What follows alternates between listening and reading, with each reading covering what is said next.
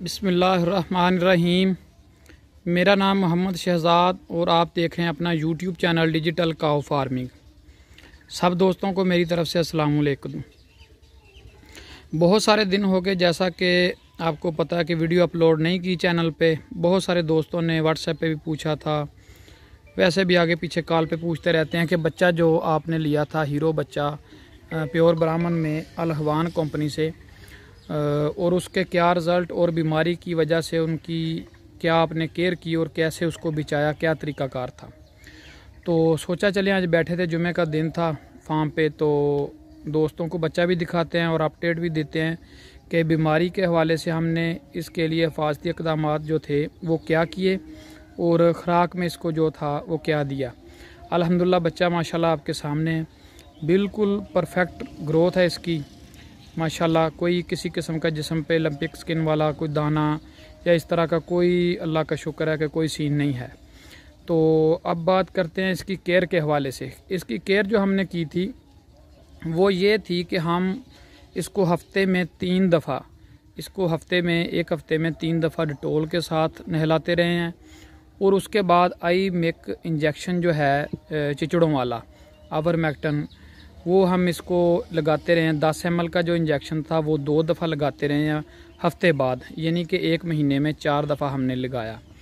तो अब आप देख सकते हैं कि माशाल्लाह ग्रोथ भी और जिस्म भी बिल्कुल, जिस्म के ऊपर शाइनिंग और सारी चीज़ें जो हैं माशाल्लाह आउट क्लास हैं। किसी किस्म का कोई दाना शाना नहीं निकला और कोई किसी किस्म का इस तरह का नहीं बच्चे को इशू बना। अच्छा, अब 1-2 सवाल और दोस्तों के थे, सोचा चलें जवाब देते हैं। जो दोस्त ब्रीडिंग पे काम करना चाहते हैं वो ये सोचते हैं कि हम इनको सिमर रखाएंगे, 1 दफ़ा रखाया, 2 दफ़ा रखाया, चलें नेक्स्ट जो है 3 साल में वो हमारे पास प्योर बच्चा आ गया। नहीं प्यारे भाई, हमारे पास प्योर बच्चा इस तरह नहीं बनता, क्योंकि हम जिसमें सिमर रखवा रहे हैं वो तो हमारे पास पहले क्रॉस में गाय मौजूद है, साहिवाल में आ गई या चोलस्तानी में। अच्छा, दोस्त ये भी सवाल पूछते हैं कि हम चोलस्तानी जो है उसमें ब्राह्मण सिमर रखवा सकते हैं।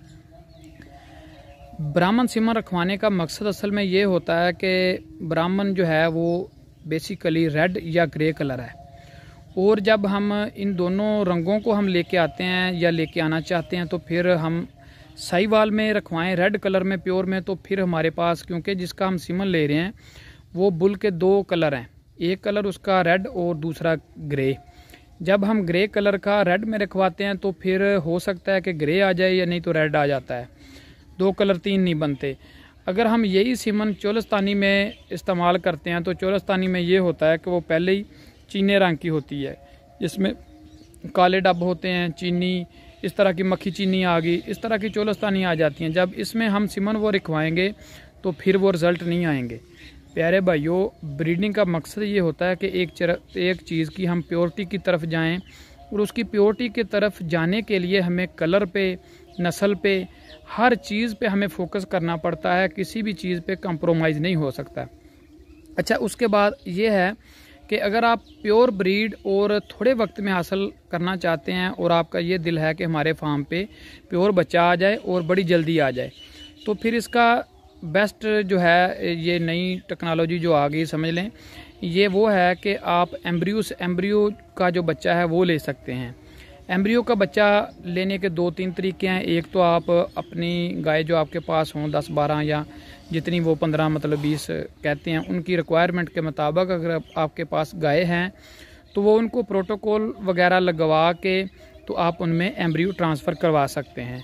दूसरा ये है कि आप अगर उनसे प्रेग्नेंट गाय ख़रीदते हैं जो एम्ब्रियो से प्रेग्नेंट शुदा गाय हो। पिछले दिन मुझे कॉल रिसीव हुई थी जो अलहवान कंपनी के ओनर हैं उनकी, तो उन्होंने बोला कि अब हमारे ये ट्रेंड चल चुका है कि अगर हम एम्ब्रियो ट्रांसफ़र करते हैं साहिवाल गाय में, साहिवाल गाय पहले ही रेड होती है, अगर उसमें से बच्चा थोड़ा नॉर्मल आ जाए तो लोग ये समझ लेते हैं कि ये सिमन का बच्चा है। एक्चुअली ये सिमन का बच्चा नहीं होता। उसमें ये होता है कि गाय किसी मौसम की वजह से या किसी मतलब बाज़ औक़ात इस तरह होता है कि पेट की जो गाय साफ़ नहीं होती, मिसाल तौर पे हम सिमर रखवाते हैं तो उसमें उस गाय में से क्रॉस की गाय हो जिसका मतलब कलर भी इतना खूबसूरत ना हो, इतनी नाफ जालर भी ना हो, उसमें बाज़ औक़ात इतना आउट क्लास बच्चा आ जाता है कि हमारे पास हम ये समझते हैं कि उसको हम 70, 75 या 80% हम उनको ब्राह्मण कह सकते हैं।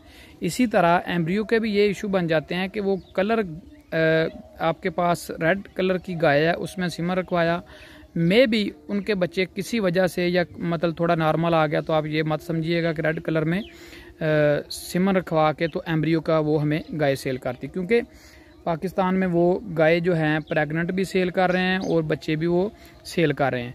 तो इसलिए ये 2-3-4 बातें थी जो मुनासिब समझा, आज फ्री भी थे कि दोस्तों को ये बता दी जाएं कि अगर आप ब्रीडिंग पे काम करना चाहते हैं, बीमारी की वजह से काफ़ी फार्मर जो थे वो डरे हुए थे, तो इसका कोई इशू नहीं है। बीमारी अल्हम्दुलिल्लाह अब टल चुकी है और ये बेसिकली एक बीमारी थी अपना स्किन की, यानी कि एलर्जी और ये चिचड़ों की बीमारी जो थी इकट्ठी होके आ गई थी। तो आगे से हम नेक्स्ट ये करेंगे कि हम इसको कंट्रोल करेंगे, यानी कि नेक्स्ट साल अगर हम ये सोचते हैं कि बीमारी आएगी तो हम इसको आने से पहले रोकेंगे कैसे कि हम जो इनको है एलर्जी वगैरह का या चिचड़ों का मसला बनता है, तो हम कोई भी वैक्सीन है, इसका मतलब ये नहीं है कि फार्म लोगों ने ख़त्म कर देने हैं या लोगों जिनके पास ये गावा गोका माल था वो ख़त्म कर देना, या जिनके पास 2-2, 3-4, 4-4 हज़ार मतलब एनिमल हैं, ऐसे दोस्त भी हैं। बल्कि बावल नगर में एक मेरे दोस्त हैं, उनके पास अभी भी 1000 बच्चा फैटनिंग वाला मौजूद है। तो जब हम ये काम करते हैं तो फिर इसका ये प्रॉब्लम जो थोड़ी बहुत आती रहती हैं। हाँ, बहुत सारा नुकसान हुआ, लोगों का हुआ, ये तो एक मतलब थी आफत, लेकिन हम इसको कवर करें इंशाल्लाह। आइंदा आने वाले सालों में हम इसका जो है वो डट के मुकाबला करेंगे, आने से पहले इसको रोकेंगे। तो अगर आप ये काम शुरू करना चाहते हैं या कर रहे हैं ब्रीडिंग का, तो इससे आप कभी भी डिसहार्ड ना हो, इंशाल्लाह अल्लाह बेहतर करेगा। अब ऐसा ऐसा इनकी मार्केट जो है वो ठीक होती भी जा रही है और ठीक हो भी जानी है। फैटनिंग का काम कर रहे हैं या आप कोई भी काम कर रहे हैं, तो उसमें आप कोशिश ये करें कि उसको साथ साथ लेके चलें। और जो भी परेशानी आती है, अगर कोई परेशानी आती है, मसला आता है, इसको मतलब ये तो नहीं कि हम काम छोड़ दें, उसको ख़त्म कर दें, नहीं, दोबारा करें, उससे सीखें। अगर हम उसको छोड़ के कोई नया करते हैं तो अगर उसमें कोई प्रॉब्लम आ गई तो फिर, इसलिए जो भी आप कर रहे हैं, जिस चीज़ की भी फार्मिंग कर रहे हैं, उसमें अबूर हासिल करें, उसको सीखें, लर्न करें, ताकि आप उसमें प्रॉफिट कमा सकें और इसके हलाल कमा सकें।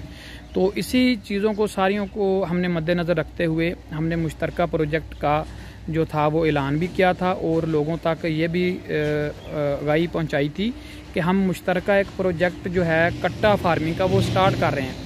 तो अल्हम्दुलिल्लाह कर भी दिया, लोग इन्वेस्ट भी अपना जो है वो अपनी अपनी हैसियत के मुताबिक करवा रहे हैं। और इसका मैं आप दोस्तों को ये बता दूं कि ये जो मुश्तरका कट्टा फार्मिंग स्टार्ट करने का रीज़न है, इसके पीछे एक अल्हम्दुलिल्लाह एक बड़ी अच्छी सोच और ये एक नेकी का काम है। नेकी का काम मैं इसलिए बोल रहा हूँ, ये इसमें हमें ज़ाती मफाद जो है ही है और ज़ाती मफाद से हट के एक अलहदा हमारी सोच है। ये 2-3 हमारे दोस्त हैं जिन्होंने हमने सोच के ये काम स्टार्ट किया है।